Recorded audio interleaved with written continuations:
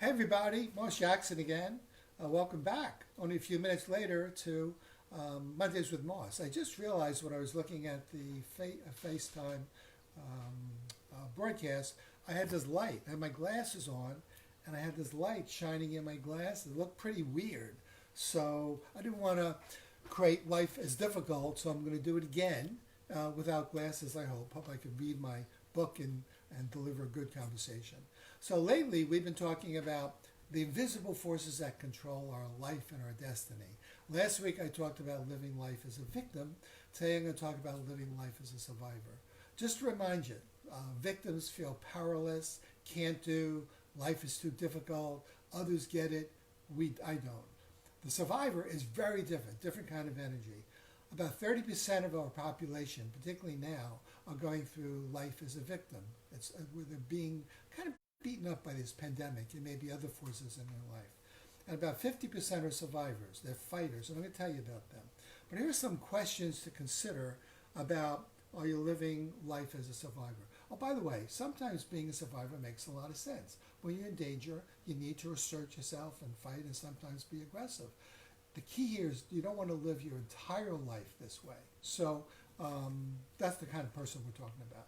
So here are some questions to consider about, are you living life as a survivor?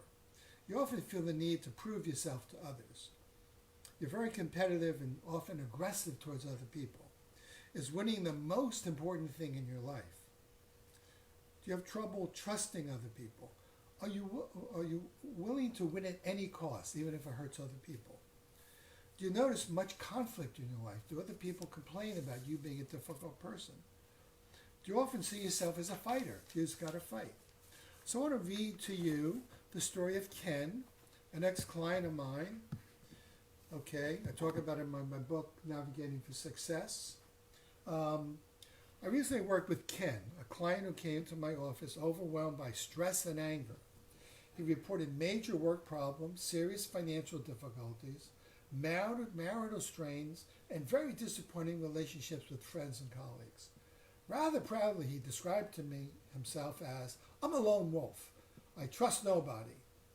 Though very little seemed to be going well in his life, Ken continued to believe he would eventually succeed by fighting the forces of life. He would win. He would dominate. Ken defined winning as making a lot of money, owning 100% of his company, and reporting to nobody. A Ferrari would be in order, along with a New York Adirondack-style apartment or house. Ken was clear about one thing. He had been betrayed and abandoned too many times as a teenager and young adult. At age 43, he was determined to win the game of life. From his point of view, the game was clear. There were only winners and losers. He was not going to lose. I asked Ken how he experienced challenges at other times in his life. He reported some significant accomplishments like going to college and enjoying sales success. He also told me about painful disappointments, particularly one that occurred when he was 10. He told me about it. It became clear that this seemingly minor episode had radically shattered Ken's world and ushered him down the path that would shape his life. Basically, what happened was he had a really good friend, Justin. He and Justin tried out for a team. It was a football team. Ken did not make it, but he sat on the bench the entire seasons. And Justin played. He became a star. He became friends with other varsity players. And later in high school, this is when he was 10, but at that time, Justin became friends with other young kids, and Ken felt abandoned and betrayed. And he made three basic decisions that would determine the destiny of his life. In the space of a fifth grade football season, Ken made three life-shaping decisions. He would only trust himself, he did not need other people, and he would show everybody he was not a loser. This life perspective shaped his future experiences and choices. Over 30 years later, Ken looked to the world like a winner. He had won many awards in his field and eventually owned his own successful company. He lived in a multi-million-dollar house on vacation all around the world, but he was miserable. He felt resentful towards his wife and parents, disgusted with two-faced friends, often feeling abandoned, replaying the old story. He felt used by his wife for financial gain, betrayed by several business partners whom he considered friends. Ken had little insight into how difficult he was to live with and work with. He handled stress by furiously blaming others and replaying the experience of abandonment and betrayal over and over again. Meanwhile, he was at war with bankers and lawyers who wanted to take his company away. Clenching his fists as he spoke, Ken described himself as completely alone, fighting back to keep his company and plotting revenge on those who he perceived as his enemies. In both professional and personal encounters, he was convinced all the problems and conflicts were other people's fault. He saw himself as blameless, merely doing what he had to do to avoid being taken and to have a toehold in life. So that was one. It was during our first session, and I thought to myself, can I work with Ken? Is there enough here that I could actually get him to think about? He has a perspective called life is dangerous, and he's going to fight and kill. And he's hurting people. So the background of often these chronic survivors is one of conflict, blaming, striving, in a household to win, not just to succeed, but really to win and prove to their fathers or their mothers or somebody that I'm a winner, I'm not a loser. They have a belief, this is one of the invisible forces that keep them stuck in this behavioral style. There's not enough to go around. Life is scarce. There's danger, and I can't trust people. They could take advantage of me. I can only trust myself. Ken can only trust himself. Some of the characteristics, if you're a survivor, is you can get a lot done, but you leave a lot of roadkill, a lot of hurt people along the way. It's my way or the highway. If you don't like it, too bad. They keep score. They're always aware of where they stand in their hierarchy. They have to be right. It's hard for them to take a step back and say, well, maybe I'm wrong. Hey, I'm sorry about that. I think I made a wrong choice there. Let's take a look at what can I do to make amends. Amends doesn't seem to fit their vocabulary. Life is a battle. May the best man win, and it better be me. They tend to be very competitive, so in conflict situations with spouses or other people, they rarely take an accommodating point of view, like giving or avoiding or saying, well, let's do a compromise. How do you see it? This is how I see it. They're clear they're going to win. They have to get the upper hand. They seem to lack, in general, curiosity towards others and more judgmental. They're very black and white in their thinking, and they have quite a bit of anger. How do you change? If you're a chronic survivor, how do you change? Well, I got to tell you this. It's hard. It's a hard pattern to change because there are a lot of payoffs. Often the survivors feel strong. They feel a lot of adrenaline. They get addicted to the adrenaline. They like winning.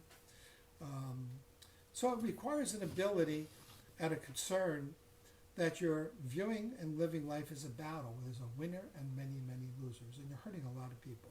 It requires a concern, like, wow, do I really want to live life like that? It requires an empathy and a dislike of hurting others. You have to get to really know that you care about people and become a people person, not a thing person. It's a good thing to ask yourself, if I don't change, how will my life turn out? How will my wife and my marriage be? What's going to happen to my kids? I'm working with a teenager now who comes from 2 generations, a father, grandfather of abuse and anger, and he's now on the verge of saying, I think I have to become a fighter and learn to kill, not kill as a homicide, but really make sure I win, because that's what my father and my grandfather have told me. He likes being with me, and we're talking and exploring some other perspectives that hopefully he could grab onto. You may want to think about doing a funeral exercise where you picture yourself in the future dead, and you're sitting in the front pew looking at a coffin, you're in it, and you hear for the next 20 minutes in your imagination, or write it out even, all your friends, so-called friends, business associates, people who have known you over their life, family and others, getting up at the podium and talking to everybody, 200, 250 people, or maybe only 4 or 5 people, because maybe nobody wants to come to your goddamn funeral, about what a miserable person you were and how hard it was to live with you. Sometimes that wakes you up. Remember Scrooge? That's how Scrooge woke up. Hi, Drew. The good news is you can change. Last week I talked about Jim. Jim, the victim, was able to change. He was able to see that he had a failure to confront. He avoided, he accommodated too much. He hated the future that he saw. He learned to become more assertive. He learned to set boundaries and say no to people. He learned to find his voice, that he had a right to speak his voice. he learned to move from complaint to desire. Instead of complaining about life, he said, what do I want and how do I go about getting it?